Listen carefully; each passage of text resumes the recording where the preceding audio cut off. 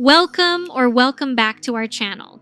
If you're new here, my name is Casey. I share simple style tips and outfit ideas that work for me as a petite woman. I like keeping things comfortable, easy to wear, and still stylish. So if you're also figuring out what works for your frame, you might find something helpful here. One of the most common style rules petites here is that wearing one color from top to bottom helps create a longer, cleaner line. And to be fair, that advice became popular for a reason. Monochrome dressing usually does make an outfit feel more streamlined because it reduces visual interruption and allows the eye to move more smoothly through the body.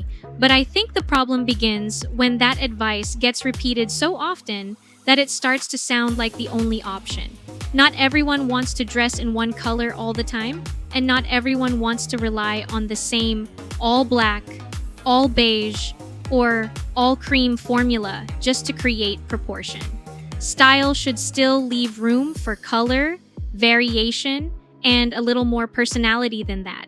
So instead of talking about monochrome as the rule, I want to talk about the principle behind why it works. Because once you understand that principle, you can create the same visual effect without dressing in only one color. I do not think the real goal is monochrome itself.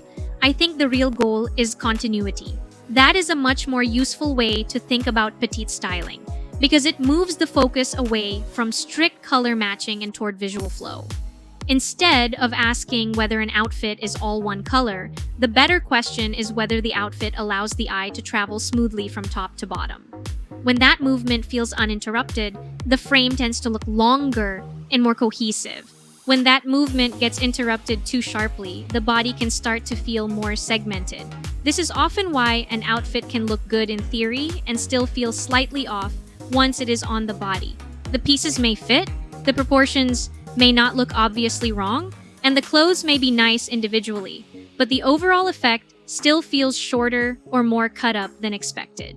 A lot of the time, that comes down to the transition between one section of the outfit and the next. The issue is not necessarily the fit, it is the visual break.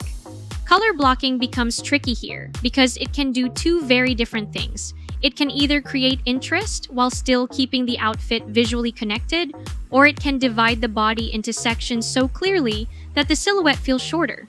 When most people think of color blocking, they imagine bold contrast, strong dividing lines, and colors that are intentionally far apart. That kind of styling can absolutely look fashion-forward, but on a petite frame, it often needs to be handled with more care. High contrast tends to create stopping points. When a light top meets a very dark bottom, or when two colors feel completely unrelated in depth and intensity, the eye tends to pause where that contrast happens. That pause is often what creates the feeling of being visually cut in half. I think this is something many petites notice instinctively. You can wear two pieces that look beautiful on their own, but once they are put together, the whole outfit somehow feels shorter. It is not because your frame changed, it is because the visual line did. Vertical continuity is really just the feeling that an outfit reads as one connected movement instead of separate visual blocks. It does not require the same exact color from head to toe. It simply requires enough connection that the eye keeps moving rather than stopping abruptly. That is why I think this idea is more helpful than the monochrome rule alone.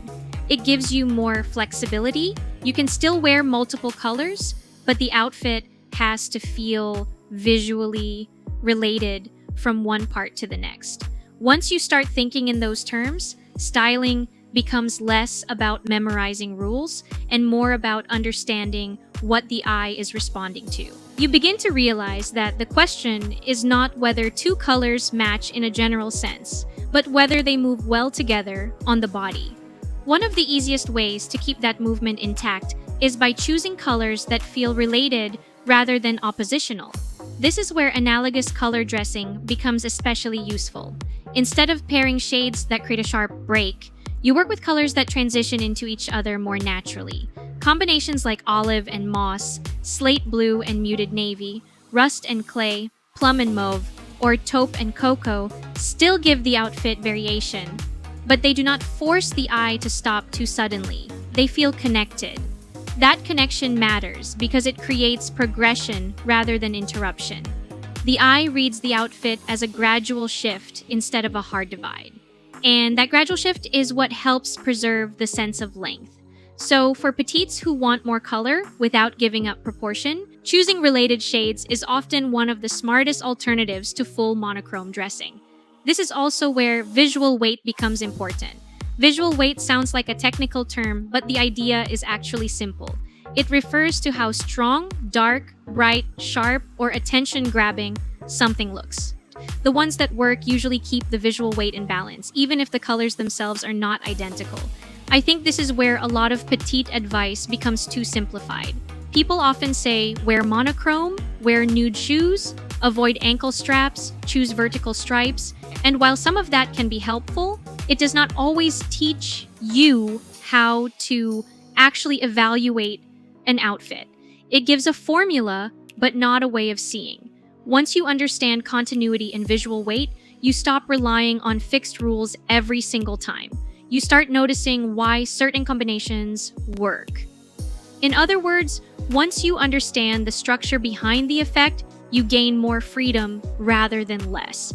That does not mean petites need to avoid contrast altogether. I do not think contrast is the enemy. In fact, contrast can make an outfit feel more alive, more polished, and more memorable. The key is that it works better when it feels intentional. It creates rhythm, and rhythm helps the outfit feel connected. The goal is not to eliminate difference. The goal is to prevent difference from turning into visual interruption too quickly. Color never shows up on its own. It always comes through texture, finish, and light. A matte knit reads differently from a glossy satin, even if the color families are harmonious.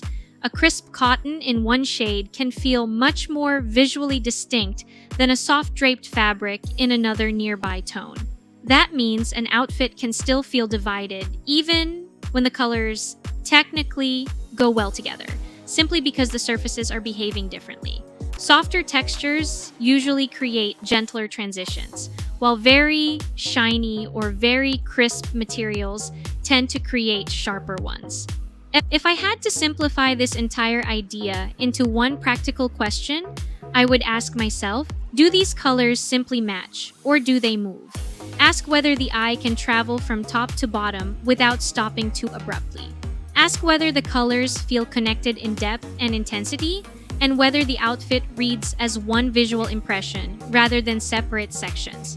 That is often the difference between an outfit that feels elongated and one that feels slightly cut off, even when the individual pieces are nice on their own. That is why I think vertical continuity is more useful than simply repeating the monochrome rule.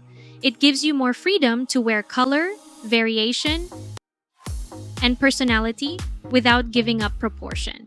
To me, that is the better goal. Not dressing more safely, but dressing with more awareness. Once you understand how line, color, and balance work together, you can still wear contrast and more expressive combinations, just in a way that supports your frame instead of interrupting it. I hope this helps you pay a little more attention to how colors move in an outfit and how small shifts can make a bigger difference than we sometimes expect. Thank you for your time, and I'll see you in the next video.